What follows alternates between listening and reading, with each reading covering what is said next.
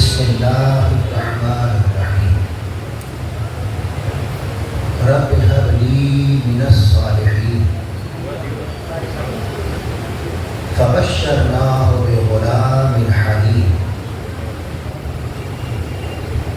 فلما بلغ معه السعي قال یا بنی انی أرى في المنام انی اذبحک فانظر ماذا ترى قال یا أبت افعل ما تؤمر ستجدنی ان شاء اللہ من الصابرین صدق اللہ العظیم۔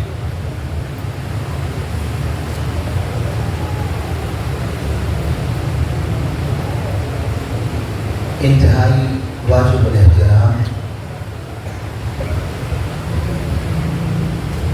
علماء کرام، مشایخ نظام، جملہ فورمز کی جملہ قائدین تحریک منہاج القرآن،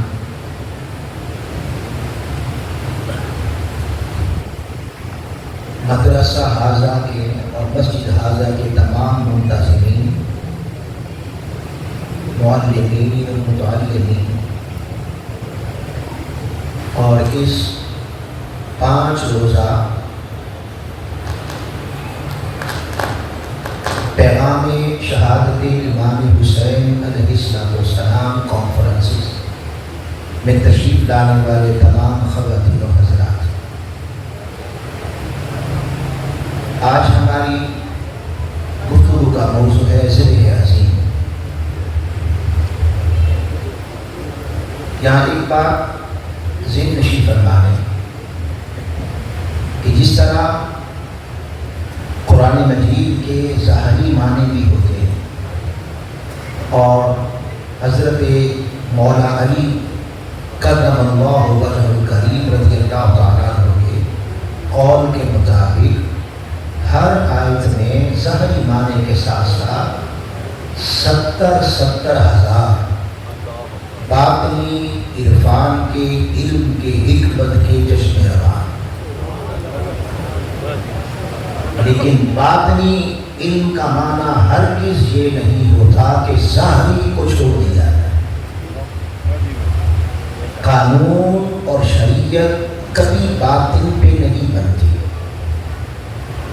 قانون اور شریعت ہمیشہ ظاہر پہ بنتی ہے۔ اسی طرح کربلا کا ایک ظاہری معنی ہے جو آپ نے کل پروفیسر علامہ محمد ادریس رانا صاحب سے سنا۔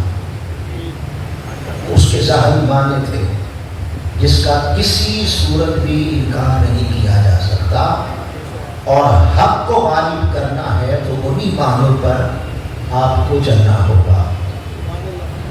آقا حسین علیہ السلام کی ظاہری حیات طیبہ کی پیروی کرنی ہوگی۔ آج کی گفتگو آپ کے اس اقدام کربلا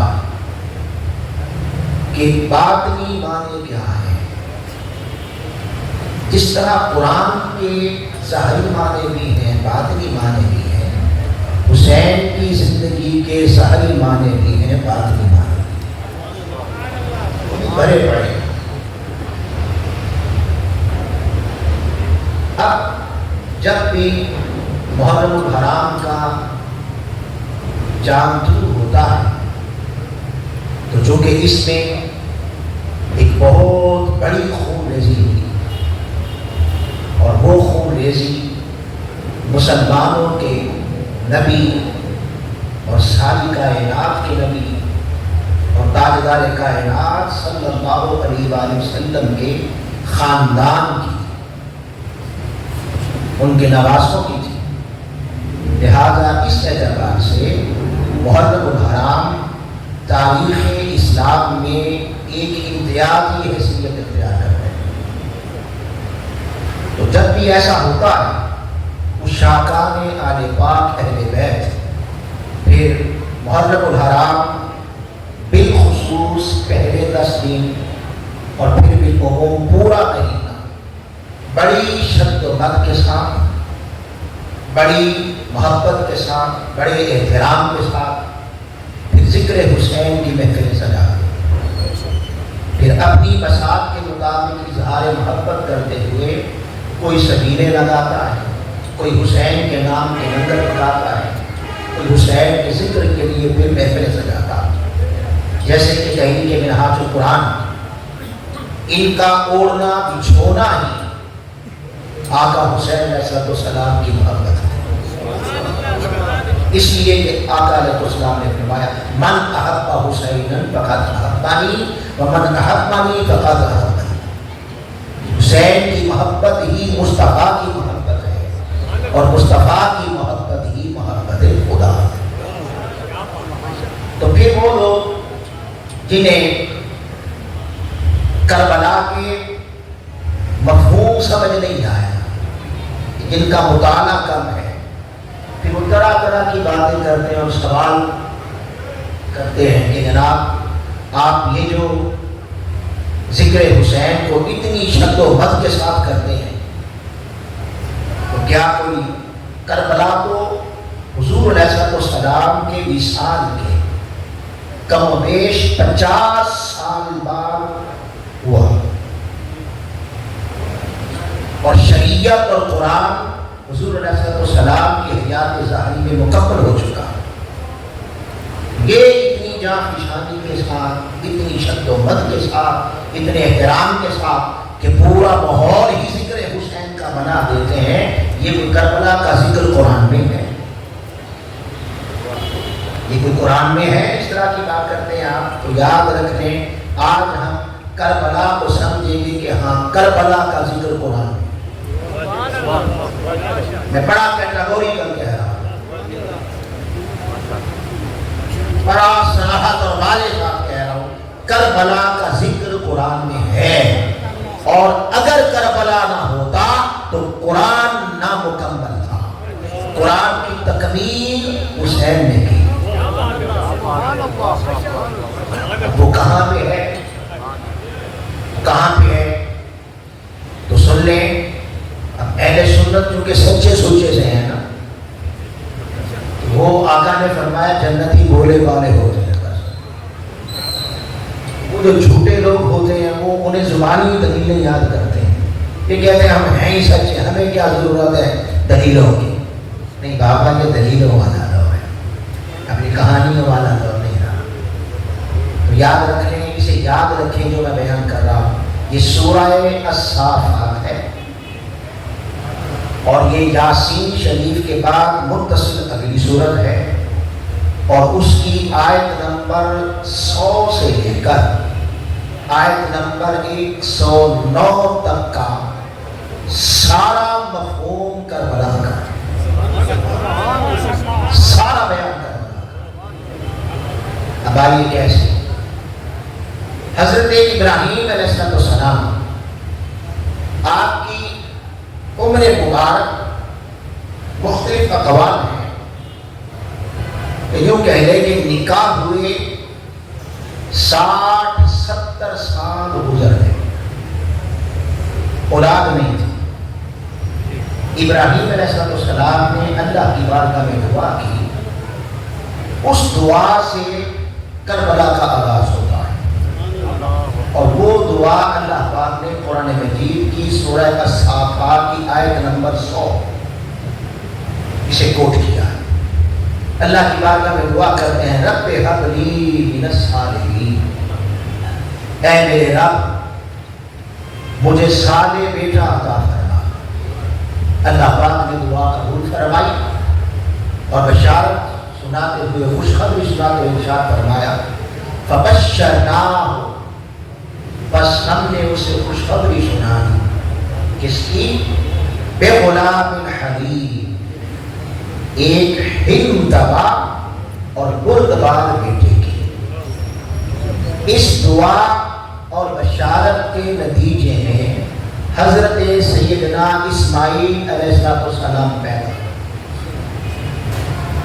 اب وہ حضرت ابراہیم علیہ السلام کی تربیت میں پل نہیں رہی، قرآن کہتا ہے فلما بالغ معہ، پس جب وہ بچہ یعنی حضرت اسماعیل علیہ السلام عمر کے اس حصے کو ان کی معیت میں، ابراہیم علیہ السلام کی تربیت میں، ابراہیم علیہ السلام کی صحبت میں عمر کے اس حصے کو پہنچا، السعیا، دوڑنے لگا۔ یہاں پر مفسرین کے مختلف اقوال ہیں۔ ایک قول یہ ہے کہ ان کی عمر مبارک 13 سال ہو گئی، ایک قول یہ ہے کہ ان کی عمر مبارک 14 سال ہو گئی۔ ایسا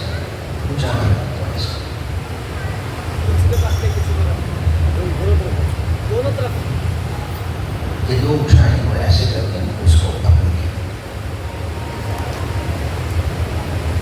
میں اس کا رہا تھا کہ جب اتنی عمر ہو گئی تو اب قرآن کہتا ہے اللہ پاک نے حضرت ابراہیم علیہ السلام کو خواب میں اشارہ کیا کہ میری راہ میں کوئی پیاری چیز قربان کر۔ یہ خواب 8 ذی الحج کو آیا۔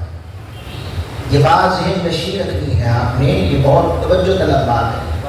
خواب کب آیا؟ 8 ذی الحج کو خواب آیا۔ ابراہیم علیہ السلام نے بعض روایات کے مطابق 100 ذبح کر دی۔ اللہ پاک نے 9 کو پھر خواب میں کہا کہ ابراہیم پیاری شے قربان کر۔ پھر آپ نے اور خیرات کی، آتا ہے 200 ذبح کر دی۔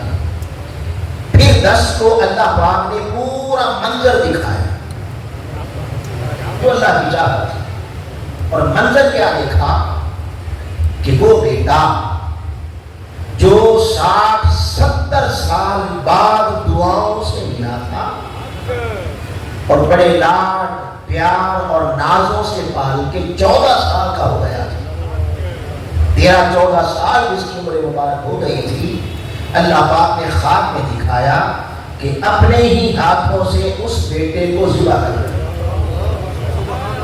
اب یاد رکھ لیں، نبی کا خواب نہیں ہوتا، وہ اللہ کی وحی ہوتا ہے، اللہ کا امر ہوتا ہے۔ اس خواب کو قرآن نے اپنے الفاظ میں بیان کیا اور کوٹ کیا۔ کس قرآن نے؟ اس قرآن نے جو کہتا ہے لا ریب فیہ، اس میں شک کی گنجائش ہے۔ ہمارا ایمان ہے کون سا قرآن؟ جس میں تذبذب نہیں، جس میں تضاد نہیں، وہ قرآن جو کہتا ہے وہی ہوتا ہے۔ یہ ہمارا ایمان ہے، قرآن جو کہتا ہے وہی ہوتا ہے، اور جو ہونا نہ ہو قرآن کہتا ہی نہیں۔ قرآن میں تضاد نہیں۔ اب قرآن مجید نے اس خواب کو کوٹ کیا، وہ الفاظ قابل توجہ ہیں۔ ابراہیم علیہ السلام نے خواب دیکھ لیا، اب حضرت اسماعیل کے متعلق، بیٹے کے متعلق انہیں بلا لیا۔ اب یوں سمجھیں کہ سامنے اسماعیل علیہ السلام کھڑے ہیں اور ابراہیم علیہ السلام اپنا خواب بیان کر رہے ہیں۔ فرمایا قال، ابراہیم علیہ السلام نے فرمایا یا بنیا، اے میرے بیٹے۔ اتنے جملے کا لفظی معنی یہ ہے اے میرے بیٹے۔ کیا؟ اے میرے بیٹے، انی ارا فی المنام، میں نے خواب میں دیکھا ہے، انی، کہ بے شک میں، اذبحو کا، سامنے اسماعیل کھڑے ہیں اور کا کی ضمیر کا مخاطب اسماعیل ہے، تجھے، کسے؟ بیٹے کو، تجھے کیا کر رہا ہوں؟ ذبح کر رہا ہوں۔ اب قرآن کے الفاظ کا تقاضا ہوا کہ یا بنیا، اے میرے بیٹے۔ اب مجھے بتائیں کہ اگر میں ایک دعویٰ کروں کہ میرا بیٹا ایسا کرے گا یا ایسا کرے اور کر دے وسیم ہمایوں صاحب کا بیٹا، تو میرا قول سچا ہوا؟ جی میری بات کدھر گئی؟ اب یا بنیا کا معنی ہے اے میرے بیٹے۔ یہ قرآن کے الفاظ کا تقاضا یہ ہوا، بیٹا ہو ابراہیم کا اور اذبح کا، تجھے ذبح کر رہا ہوں۔ ذبح ایک اصطلاح ہے، ذبح پورا معنی اور مفہوم ہے۔ آپ عید کے وقت بکرا لے آتے ہیں یا جانور لے آتے ہیں، آپ اسے ذبح کرنا چاہیں، کوئی کہے بھی ذبح کر دیں، تو ذبح کے لیے پیٹ میں چھریاں ماریں گے؟ لفظ ذبح کا مفہوم ہے کہ چھری گردن پہ چلے، یہاں سے ذبح کا معنی شروع ہوتا ہے، چھری گردن پہ چلے اور چھری چلے۔ چھری آپ بکرے کو ذبح کریں اور چھری چلے ہی نہ، ذبح ہوا؟ تو ذبح کا مفہوم یہ ہوا چھری گردن پر چلے اور چھری چلے، گردن کٹے، کٹ گئی، خون بھی بہا، مگر ابھی لاشا تڑپ رہا ہو، جان نہ نکلے۔ تو جب تک جان نہ نکلے ذبح کا اطلاق ہوگا؟ جی اب وہ ہلتے ہوئے جانور کو کہتے ہیں کہ ذبح ہو گیا، تو آپ کہیں گے نہیں ابھی ہل رہا ہے۔ کیا معنی؟ کہ ذبح کے لیے لازم ہے چھری گردن پہ چلے اور چلے، گردن کٹے، خون بہے اور جان نکل جائے، تو اب کہیں گے ذبح مکمل ہو گئی۔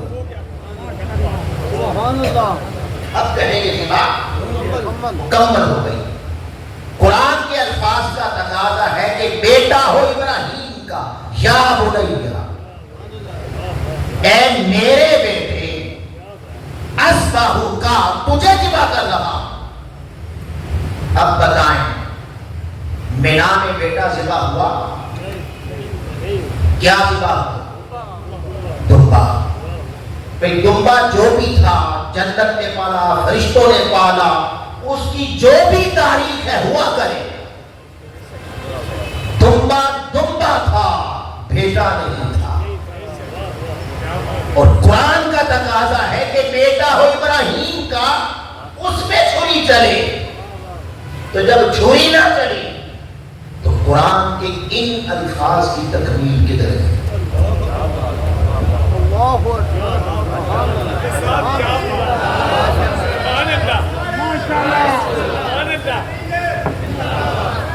ان الفاظ کی تشریح کدھر ہے؟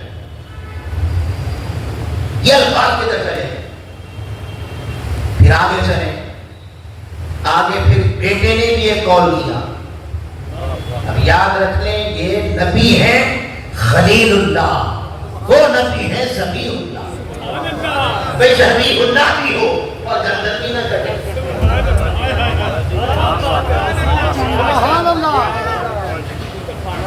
وہ ہے ذبیح اللہ۔ اب وہ بھی نبی تھے۔ ابراہیم کہہ رہے ہیں کہ میں نے خواب دیکھا، انی ارا فی المنام، بیٹے میں نے خواب میں دیکھا۔ اب بیٹے کا جواب سن لیں۔ اسماعیل علیہ السلام بولے تو فرمایا قال، فرمایا یا ابتی، اے میرے ابا جان، افعل، وہ کر دیں۔ کیا تو خواب دیکھا ہے؟ وہ کہہ رہے ہیں میں نے خواب دیکھا، مگر جب بیٹا بولا تو فرمایا افعل ما تؤمر، وہ کر دے جو حکم آئے، وہ کر دے۔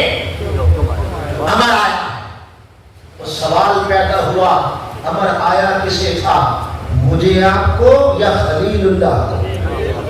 خلیل اللہ کو. کون خلیل اللہ؟ جد الانبیاء. کون خلیل اللہ؟ محمد مصطفیٰ کے دادا. انہیں اللہ کا امر آئے. اگر خلیل نے ہی اللہ کے امر پر عمل نہیں کرنا تو پھر کون کرے گا؟ پھر تو فاسق و فاجروں کے لیے سیدھا سیدھا جواز بن گیا.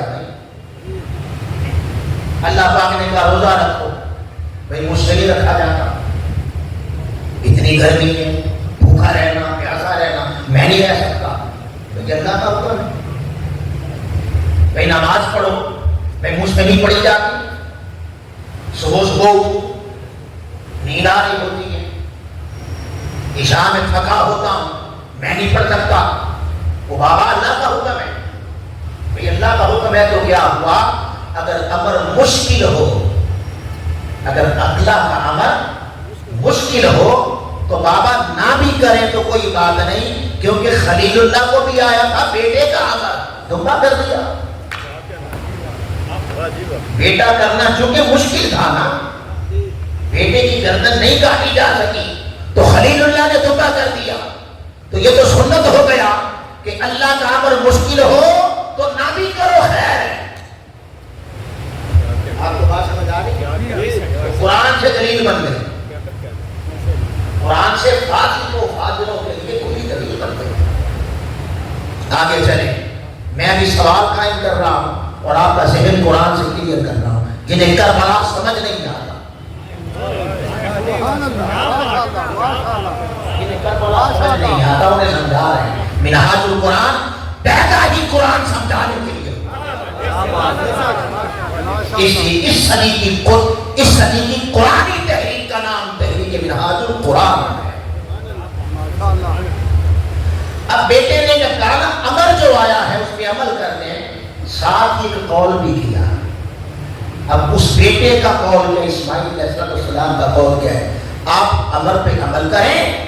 ستجدونی، ان قریب آپ مجھے پائیں گے انشاءاللہ، اگر اللہ نے چاہا، من الصابرین، صبر کرنے والوں سے. یہ ہو گیا بیٹے کا قول. اب میں ایک مثال دیتا ہوں. میں لاہور سے آیا ہوں سفر کر کے جی. ویسے یہ منڈی والے وسیم صاحب اور یہ سارے رفقا بڑے مہمان نواز ہیں. مثال صرف سمجھانے کے لیے ہوتی ہے. یہ مجھے کہیں کہ علامہ صاحب اتنی گرمی ہے، اتنی دور سے آئے ہیں، تقاضا ہے آپ کو مشروب پیش کیا جائے، ٹھنڈا پانی پیش کیا جائے، پر ہمارے پاس پانی نہیں ہے، مشروب نہیں ہے. میں کہوں میں صبر کروں گا.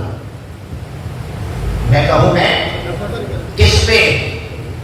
کہ جب شدت پیاس سے جان تڑپے گی تو میں ہائے نہیں کروں گا، صبر کروں گا. تو یہ صبر کس پہ ہوا؟ قول کے مطابق پانی کے نہ ملنے. یہ کہتے ہیں بھئی تقاضا ہے، آپ اتنی دور سے آئے ہیں، اتنے گھنٹوں کا سفر طے کیا، آپ کو کھانا کھلانا چاہیے تھا، ہمارے پاس کھانا نہیں. میں کہوں صبر کروں گا. اب کس پہ؟ اب اگر بھوک لگی اور کھانا نہ ملا تو اس بھوک سے جو شدت پیدا ہوگی میں ہائے واویلا نہیں کروں گا، میں اس کا واویلا نہیں کروں گا، میں صبر کروں گا. کس پہ؟ کھانا نہ ملے. باپ کہہ رہے میں گردن کاٹوں گا. باپ محترم علیہ السلام فرما رہے ہیں کہ بیٹے تیری گردن کاٹوں گا. وہ کہتا ہے میں صبر کروں گا. کس پہ؟ کہ جب چھری چلے گی، جب گردن کٹے گی اور جب درد سے پیچھے اٹھے گی میں ہائے نہیں کروں گا، میں سی نہیں کروں گا. تو صبر تو ہونا تھا گردن کے کٹنے کے بعد. تو وہاں تو گردن کٹی نہیں. من الصابرین کا قول کدھر گیا؟ اللہ اکبر، ماشاءاللہ. ستجدونی من الصابرین، میں صبر کروں گا. تو گردن کے کٹنے پہ صبر ہونا تھا، تو گردن کٹی نہ. تو صبر کی تشریح کدھر گئی؟ صبر کی تکمیل کدھر گئی؟ اور اگر ایسا کرنا ہی نہیں تھا تو قرآن کا حصہ کیوں بنایا؟ اگر گردن کٹوانی نہیں تھی تو پتہ نہیں یہ قرآن ہے، اس میں تضاد نہیں، یہ تو سیدھا تضاد لگے گا۔ آواز میرے کوئی کہے کہ اس لیے کروایا تاکہ دمبا واجب ہو جائے، بکرا واجب ہو جائے، تو میں کہوں گا کہ جب نماز فرض کروائی تھی تو خواب دکھایا تو فرض نہیں ہوئی، اقیم الصلاۃ فرض ہو گئی۔ جب حج فرض کروایا تھا تو خواب دکھائے تھے، کہا حج فرض ہے تو ہوا نہیں۔ تو اسی طرح اللہ پاک کہہ دیتا اے امت محمدیہ، ہر سال اللہ کی راہ میں ایک دمبا ذبح کیا کرو، بکرا ذبح کیا کرو، یہ واجب ہے تو نہ ہوتا ہو جاتا۔ اور اگر بیٹا ذبح نہیں کروانا تھا تو بابا پھر یہ خواب دکھایا کیوں؟ تو چلو دکھا دیا، پھر قرآن کا حصہ کیوں بنا دیا؟ یہ قرآن ہے، اللہ کا قول ہے۔ آگے چلیں، آگے قرآن کہتا ہے فلما اسلما، آئے آئے، بس جب دونوں نے یعنی ابراہیم نے بھی اور اسماعیل نے بھی اللہ کے حکم کے سامنے اپنا سر خم کرتے ہوئے اس کے حکم کو تسلیم کیا تو مقام تسلیم اور ادا پہ فائز ہو، مقام تسلیم اور ادا پہ فائز ہو گئے۔ ہائے ہائے ہائے ہائے۔ اور مقام تسلیم اور ادا کا مزہ تو تب تھا کہ گردن کٹتی، پتہ چلتا کچھ رضا تسلیم ہو رہی ہے، تسلیم اور ادا پہ قائم ہو گئے۔ اور دونوں کیا مانا؟ ایک گردن کاٹنے جا رہا ہے وہ بھی اسلمہ، اور ایک گردن کٹوانے جا رہا ہے وہ بھی اسلمہ۔ کیا مانا؟ مولا ہے، کبھی کبھی گردن کاٹنے پہ راضی ہوتا ہے تو کبھی کبھی گردن کٹوانے پہ راضی ہوتا ہے۔ اسلمہ۔ اور اگلے الفاظ بڑے توجہ طلب ہیں، وَتَلَّهُ، اور اس نے اسے لٹایا، یعنی باپ نے بیٹے کو لٹایا، یعنی ابراہیم نے اسماعیل کو لٹا دیا۔ کیسے؟ للجبین، جبین کے بل، عربی زبان میں جبین اس ماتھے کو کہتے ہیں، اس ماتھے۔ اب ذرا آپ تصور میں جبین کے بل لٹائیں، ہو گیا؟ سیدھا لیٹے گا کہ الٹا؟ الٹا۔ ٹھیک ہو گئے؟ کہیں دمبے کا ذکر ہے؟ باپ دمبے کی نہیں، دمبا تو ہے ہی کہیں نہیں۔ ایک مضمون تو بیٹے کا ہے کہ دمبا کدھر سے آ گیا؟ دمبے کے کہاں چھری چلی وہ بحث نہیں ہے، وہ بحث نہیں ہے۔ قرآن کہتے ہیں جو بیٹے کو چلانا چاہیے تو لل جبین لٹایا۔ اب اگر لل جبین ہو اور ماتھا آپ زمین پہ رکھ دیں، ٹھیک ہو گئی بات؟ اب چھری چلائیں ادھر چل سکتی جی؟ تو پتہ چلا دمبے کے جہاں بھی چلی ہوگی، لیکن جو بیٹے کے چلی تھی وہ ادھر بنتی نہیں۔ جو بیٹے کے چلی تھی اگر تو للجبین ہے، اور ہے قرآن کہہ رہا، قرآن کہہ رہا، اور اگر للجبین ہے تو پھر بیٹے کے پتہ چلا ادھر چھری نہیں چلی، پھر چھری ادھر بنتی، پھر چھری ادھر بنتی ہے۔ آگے چلے، لٹا دیا، چھری چلا۔ جب چھری چلا ہوئی تو قرآن کہتا ہے وَنَادَيْنَاهُ، ہائے ہائے ہائے ہائے، ہم نے ندا لگا دی اسے۔ کیا معنی؟ کہ قرآن کے الفاظ بتا رہے ہیں لوگوں خبردار، خبردار، کوئی یہ تصور بھی نہ کرے کہ ابراہیم کے دل کے کوئی کروڑ میں حصے میں چاہت تھی کہ اسماعیل بچ جائے،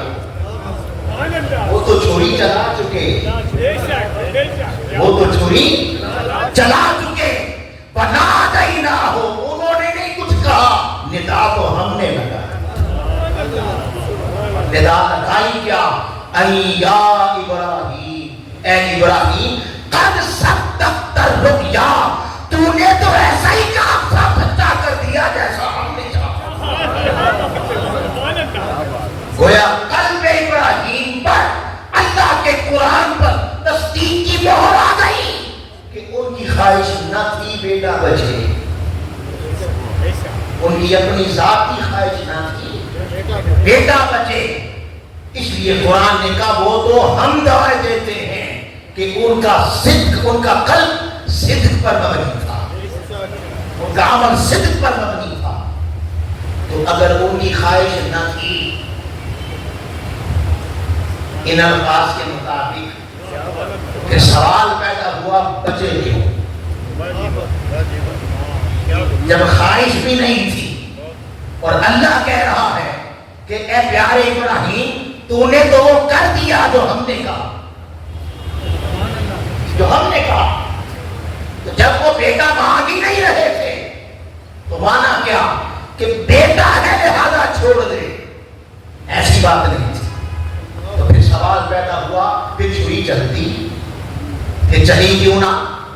پھر آگے قرآن کہتا ہے اِنَّا كَذَلِكَ نَجْزِي الْمُحْسِنِينَ، ہم احسان کرنے والوں کو ایسے ہی جزا دیتے ہیں۔ میرے پاس وقت کم ہے کہ میں ساری آیتوں کی تشریح کروں، ورنہ یاد رکھ رہے ہیں بھئی آپ کو اللہ کے نماز پڑھو، آپ نماز پڑھتے احسان کرتے ہیں جی؟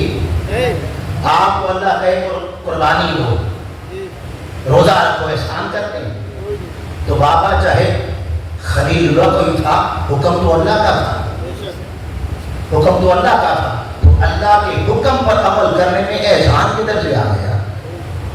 قرآن کہتا ہے ہم احسان کرنے والوں کو اسی طرح جزا دیتے ہیں۔ احسان تھا کون سا؟ احسان ہے کیا؟ آگے چلیں، قرآن کہتا ہے اِنَّ هَذَا، بے شک اس میں باپ کا بیٹے کی گردن پہ چھری چلانا، اس عمل میں لَهُوَ الْبَلَاءُ الْمُبِينُ، ان کے لیے بہت بڑی کھلی آزمائش۔ اب قرآن کہتا ہے وَفَدَيْنَاهُ، اور ہم نے اس کا فدیہ کر دیا۔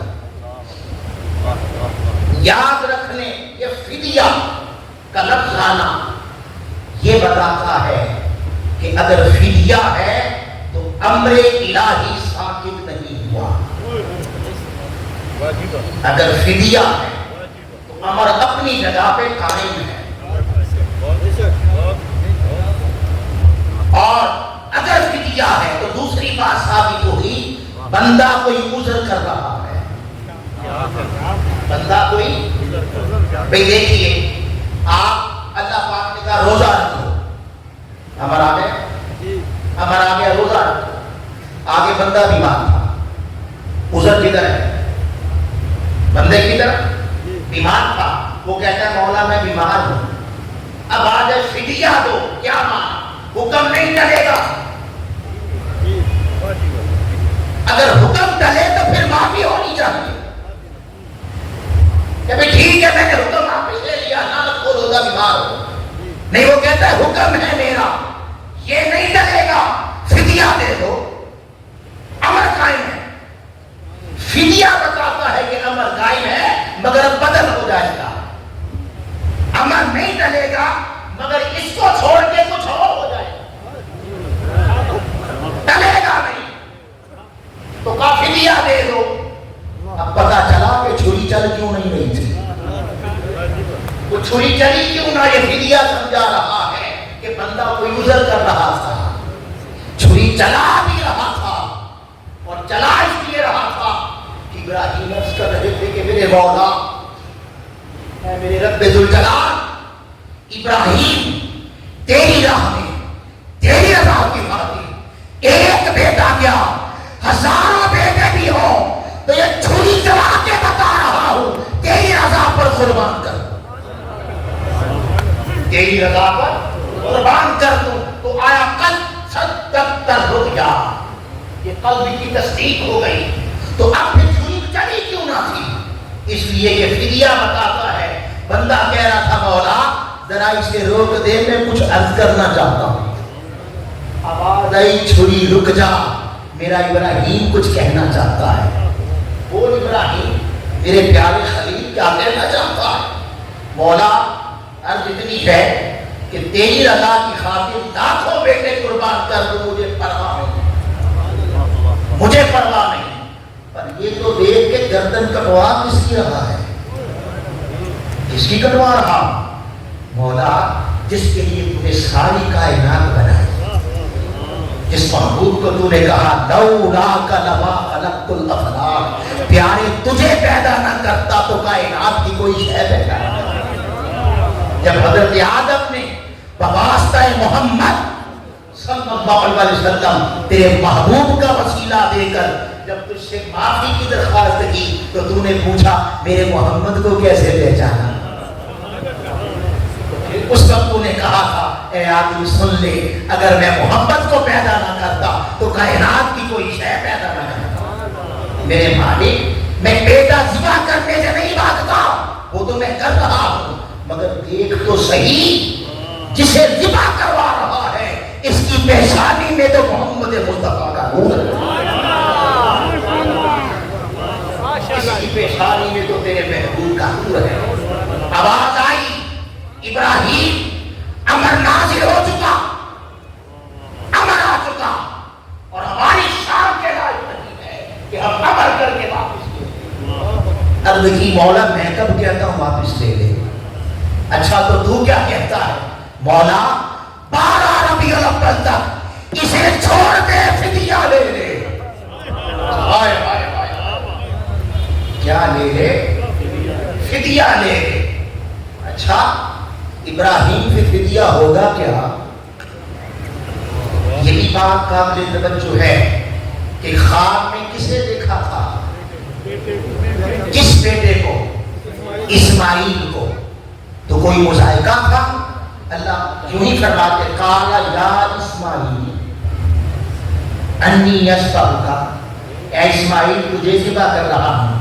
خلیل اللہ جانتے تھے کہ قرآن کا حصہ بنے گا، اگر اسماعیل کہہ دیا تو پھر گردن قرآن کے امر کے مطابق اسماعیل کی کٹنی چاہیے. اسماعیل نہیں کہا، بنیا کہا. بنیا تو پھر نسل در نسل بنیا ہی ہوگا. بنیا تو پھر نسل در نسل چلتا. تو بنیا کہا. نگاہ ابراہیم دیکھ رہی تھی کوئی ہے بنیا،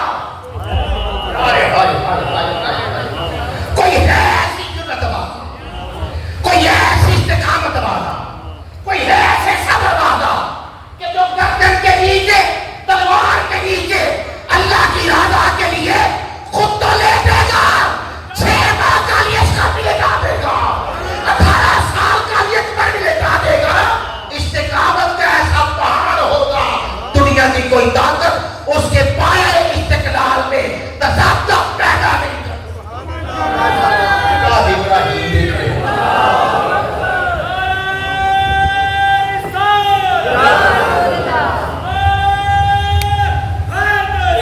مولا فدیہ لے لے، فدیہ لے لے. آواز آئی فدیہ ہے اگر تو پھر یہ نبوت کا ہے. کس کا ہے؟ نبوت کا ہے. ایک سے کام نہیں چلے گا. ہائے ہائے ہائے ہائے. اب یہاں مفسرین کہتے ہیں فدیہ دمبا تھا. کیا؟ فدیہ دمبا تھا، جنت سے آیا فرشتوں نے پالا. وہ فدیہ دمبا تھا بھئی، جنت سے آیا فرشتوں نے پالا. ایک طرف فرشتوں کا پلا ہوا جنتی دمبا ہے اور ایک طرف وہ اسماعیل ہے جو ایڑی مارے تو زمزم نکھا دیتا ہے. ایک طرف وہ اسماعیل ہے جس کے دامن سے اللہ جنت باندھتا ہے. کہتے ہیں دمبا تھا. اب جو فدیہ ہے، فدیہ وہ میں بتاتا ہوں کیا ہے، مگر یہ پہلے آپ بتا دیں.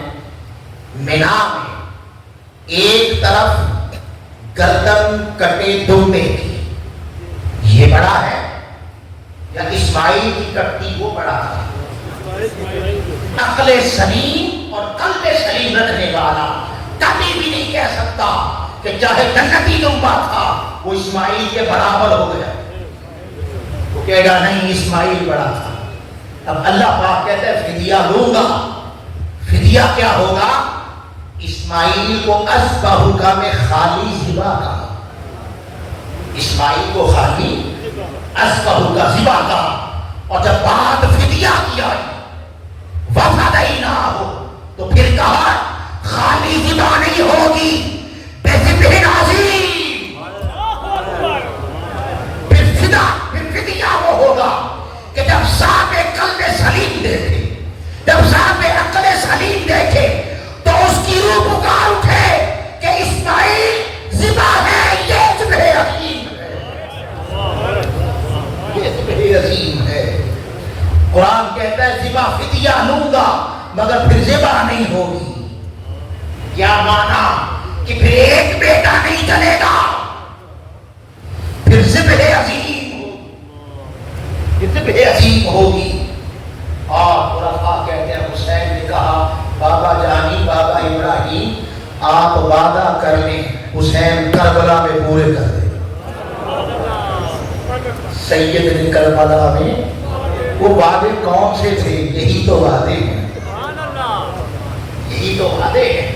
آپ وعدہ کر لیں نانا پاک کے ظہور تک اسماعیل کو چھوڑ دیا جائے، کیونکہ اگر ایک ہی گردن کٹ گئی تو نانا کیسے آئے گا؟ تو پتہ چلا فدیہ بھی اسماعیل کا نہ تھا، فدیہ بھی محمد مصطفیٰ کا تھا. قربان جائیں، سمجھ آ گیا حسین منی.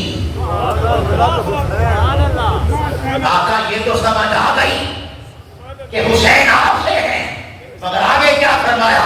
وَأَنَا مِنَ الْحُسَيْنِ. لوگوں حقیقت سے جاننا چاہتے ہو تو سن لو میں بھی حسین سے ہی ہوں، میں بھی حسین سے ہوں.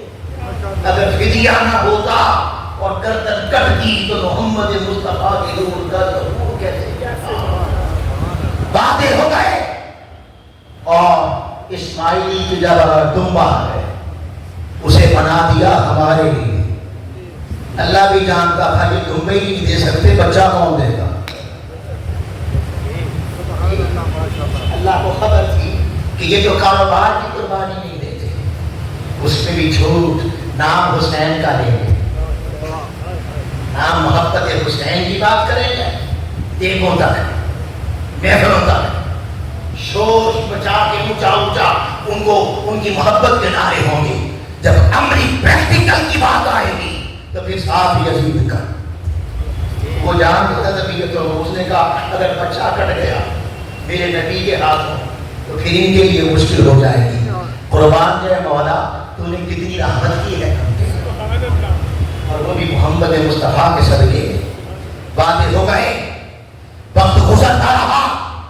وقت جب اپنی مساحت کو لپیٹ کر 12 ربیع الاول کا دن آیا، جس نور کے ظہور کے باتیں ہو رہے تھے اس نور کا ظہور آمنہ کی گود میں ہو گیا. پھر اس نور کی گود میں ایک نور آیا سیدہ فاطمہ الزہرا. پھر اس نور کی گود میں 2 نور آئے حسنین کریمین. حضرت ام سلمہ رضی اللہ تعالیٰ عنہ فرماتی ہیں، یہ حدیث قابل توجہ ہے. آپ فرماتی ہیں دوپہر کا وقت تھا، آقا میرے گھر تشریف لائے اور آقا علیہ السلام نے دوپہر کا کچھ کھانا تناول فرمایا. اور کہلولہ دوپہر کے کھانے کے بعد سونے کو عربی میں کہلولہ کہتے ہیں. آپ آرام کرنے کے لیے لیٹ گئے، صحن میں حسین کھیل رہے تھے. میں اپنے کام کاج پہ لگ گئی، پلٹ کے آئی تو عجیب منظر دیکھا. منظر کیا دیکھا؟ مصطفیٰ کی گود ہے اور حسین تشریف فرما ہیں اور چشمان مقدس سے میرے آقا کی چشمان مقدس سے آنسو روانہ ہوا. میں نے پوچھا یا رسول اللہ آپ رو رہے ہیں؟ ہاں ام سلمہ، ابھی ایک فرشتے نے آ کے خبر دی ہے کہ میرے اس حسین کو کربلا کے میدان میں بڑی بےدردی کے ساتھ ذبح کر دیا جائے گا۔ ارے مصطفیٰ نے کربلا کو یاد کر کے رونا اپنی سنت بنا دیا۔ فرمایا آپ کے ہاتھ میں مٹی تھی، آپ نے وہ مٹی مجھے عطا فرماتے ہوئے فرمایا ام سلمہ اس مٹی کو دیکھتی رہنا، اذا تحولت هذه التربة دما فاعلمی ان ابنی قد قتل، جس دن یہ مٹی خون میں بدل گئی جان لینا میرا بیٹا حسین قتل کر دیا گیا۔ یہ حدیث بھی اپنے ذہن میں رکھ لیں۔ تب آئیے یزید جب تخت نشین ہوا، اس نے پہلا نامہ، اسے خبر تھی کہ ہر کوئی زمین بیچ سکتا ہے، ووٹ کے پیچھے حسین پہ زمین نہیں ہے۔ اسے خبر تھی یہ اٹھا ہو سکتا ہے، اس نے پہلا نامہ یہ بھیجا، اے ولید بن عقبہ میرے حق میں حسین سے ووٹ لو، دے دے تو فاتحہ، نہ دے تو قتل کر۔ یہ نامہ سنا، آپ کو پتا چل گیا یزید بدبخت اب دسترازی کرنے مدینے تک پہنچے گا، اور میری وجہ سے کہیں مدینہ اس کے ادب میں کمی نہ آ جائے۔ آپ نے مدینہ سے ہجرت فرمائی اور پہنچے کدھر؟ اب میں ایک سوال کرتا ہوں، جب حکمران آپ کے خلاف ہو جائے تو پھر معروف جگہ پہ جاتے ہیں یا مجہول جگہ پہ؟ شہرت یافتہ جگہ پہ جاتے ہیں یا مشہور جگہ پہ جائیں گے؟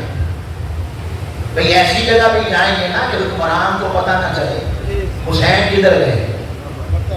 مکے گئے، کیوں مکے گئے؟ پہنچے شعبان کو، شعبان، رمضان، شوال، ذی قعدہ اور 7 ذی الحج۔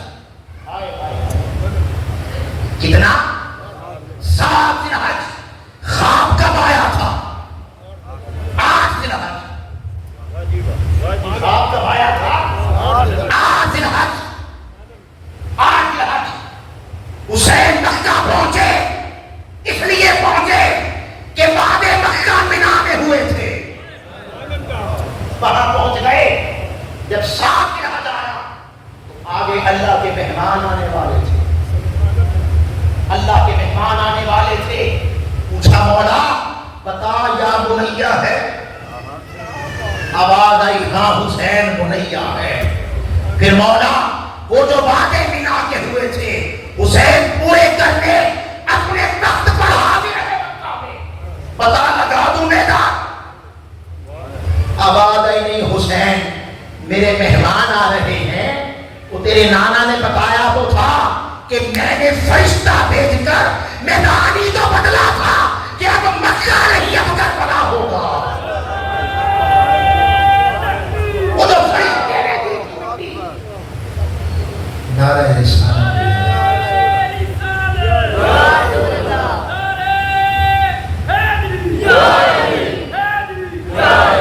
اس لیے مکہ میں پہنچا، بیٹا پہنچا، کوئی بتائے کہ بیٹا نہیں ہے، کوئی بتائے یا بنیا نہیں ہے، وہی نسل تھی ابراہیم ہی کا تو بیٹا تھا۔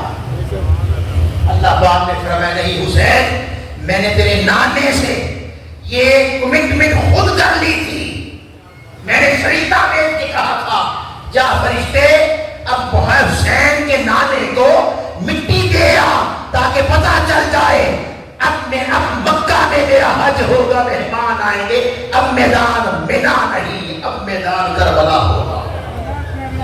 آپ جب چل پڑے 7 ذی الحج کو چل پڑے، جب چل پڑے تو راستے میں پوچھتے تھے یہ میدان کون سا ہے، پوچھتے تھے میدان کون سا ہے۔ جب نینوا آیا، المشہور کربلا آیا تو کہا منزل آ گئی ہے، یہیں پہ ڈیرے لگا دو،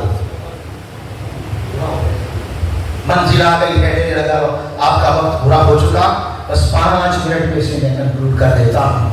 2 کو پہنچے، مار کا کب ہوا اور ادھر ذبح کب ہوئی تھی؟ 10 کو، تو تقاضا تھا چھری 10 کو چلے، 2 سے 10 تک کا جانا بھی اشارہ کرتا ہے، پتہ چل جائے کہ قتل حسین اصل میں مرگ یزید ہے، پتہ چل جائے کہ مینا سے کربلا تک کا فاصلہ ہے۔ 10 کو ہوا مارکا، سارے شہزادے شہید ہو گئے، اور جب حضرت علی اکبر پہلے شہزادے تھے، ان کا جب لاشاں اٹھایا، ابن اساکر پڑھے، ان کی تاریخ دمشق پڑھے، ابن خلدون پڑھے، البدایہ والنہایہ پڑھے، آپ نے اٹھایا تو بعض روایات میں ہے لاشاں اٹھا کے آسمان کی طرف دیکھا، یہ ادھر کیا تھا؟ گویا زبان حال سے عرض کر رہے تھے مولا بیٹا ہے، آواز آئی ہاں بیٹا ہے، تو مولا دیکھ لے ادھر چھری نہیں چلی تھی، ذبح ہو گئی، آواز آئی نہیں حسین ابھی تو قاسم باقی ہے، اب خالی ذبح نہیں ہوگی، ذبح عظیم ہوگی۔ اپنے ہاتھوں سے علی اکبر بھی دے دیا، قاسم بھی دے دیا، اور محمد بھی دے دیے، خان بعد نبوت کا بچہ بچہ کربلا میں کر رہا تھا، قرآن کی تکمیل کر رہا تھا، اور ذبح مجھ میں یقین بنا رہا تھا۔ جب سارے کٹ گئے تو آخر پہ سجاد المعروف زین العابدین بیٹا وہ بھی تلوار اٹھا کے آ گیا۔ اب کیا فرمایا؟ میں بیٹے نانے کی نسل سے ایک تو ہے ایک میں، اور یہ دراصل آپ کی نسل کی بات ہو رہی تھی، ورنہ وہاں حسن مسنہ بھی تھے مدینے، ایک تو ہے کربلا میں ایک میں، میرا جانا تو مقدر ہو چکا، اگر تو بھی چلا گیا تو نانے کی نسل کی بقا کیسے ہوگی؟ بتا رہے ہیں حسین، اور حسین کا قول بتا رہا ہے کہ بیٹے اگر نانے کی نسل کی بقا کی حکمت پیسے نظر نہ ہوتی تو آج زین العابدین بن اسماعیل کا فدیہ ہوگا۔ گھوڑے پہ سوار ہوئے، میدان کارزار میں اترے، جس طرف رخ کرتے یزید کی بدبخت بھیڑ بکریوں کی طرح دوڑ گئے، کسی کو جانا تھا علی کے شیر کا سامنا کر سکتا، دور سے بدبخت رہ کر کبھی تلواروں سے، کبھی خنجروں سے، کبھی نیزوں سے، کبھی تیروں سے دور سے وار کرتے۔ ابھی قرآن کی تکمیل کا عمل جاری تھا، اور قیامت تک آنے والے مسلمان کو دین کا مفہوم سمجھایا جا رہا تھا کہ دین زندہ کہاں سے ہوتا ہے۔ وہ جاری تھا کہ کسی پکارنے والے نے پکارا حی علی الصلاۃ، ارے قرآن کی تکمیل کرنے والوں نماز کو بھی عزت دے گا، نماز بھی کھڑی ہے حسین اسے عزت دے دو، تو میں بدبختوں کو ہی بلا رہا ہے، آؤ اس محبوب کو سجدہ کریں۔ جانتے تھے حسین فاطمہ کا چھایا ہے، وہ فاطمہ جو چھاڑے کی ایک رات اس کی ایک سجدہ بھی گزر جاتی ہے، یہ کبھی نماز قضا نہیں کرے گا۔ علی کا شعر ہے، انہوں نے کہا ہم اجازت نہیں دیتے، ہم اجازت نہیں دیتے، یہ حسین کی نماز ہے، تمہاری اجازت کی محتاج نہیں۔